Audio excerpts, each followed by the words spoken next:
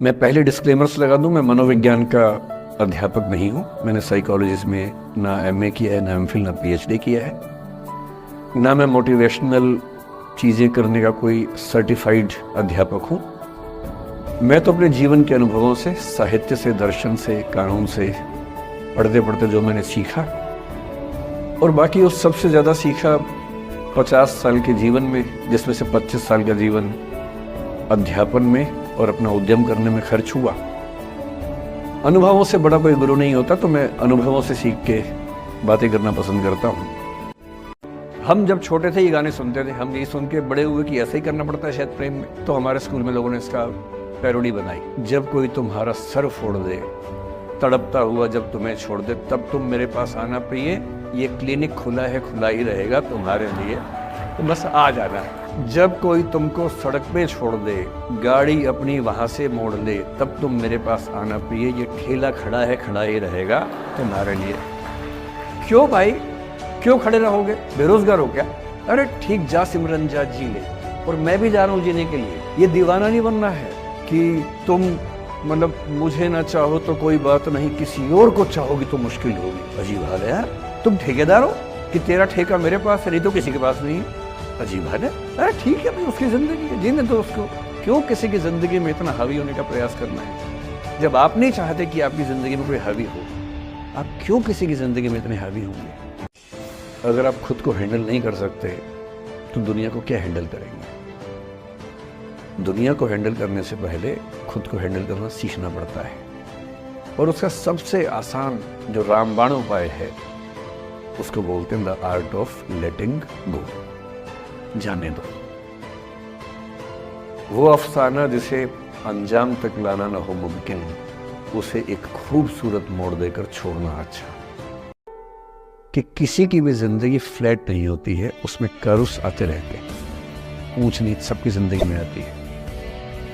आपकी जिंदगी इस दुनिया के करोड़ों अरबों लोगों से बेहतर है, कुछ एक लोगों से खराब है।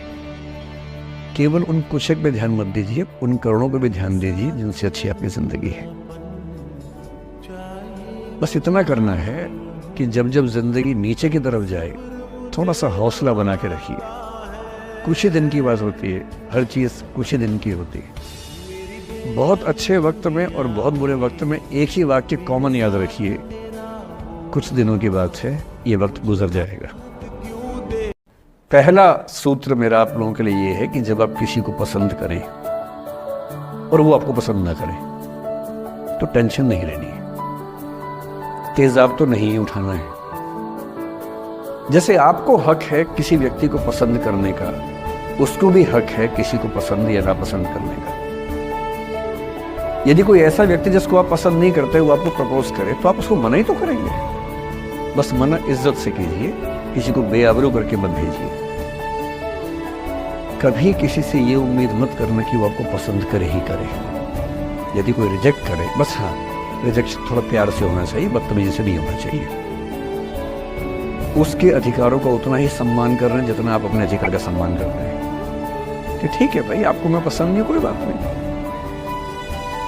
तू नहीं कोई और सही, कोई और नहीं कोई और सही।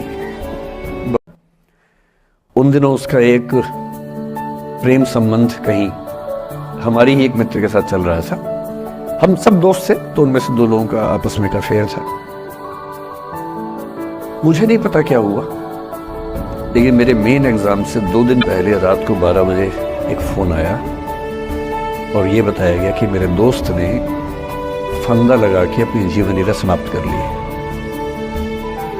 और जिस व्यक्ति के बारे में मेरी राय ये थी कि उतना जीवट वाला व्यक्ति कोई हो नहीं सकता, जो जिंदगी से हार सकता ही नहीं, जिसके होने से कई लोग हमेशा जीता हुआ महसूस करते हैं, वो चुपचाप एक बंद कमरे में जिंदगी से हार गया।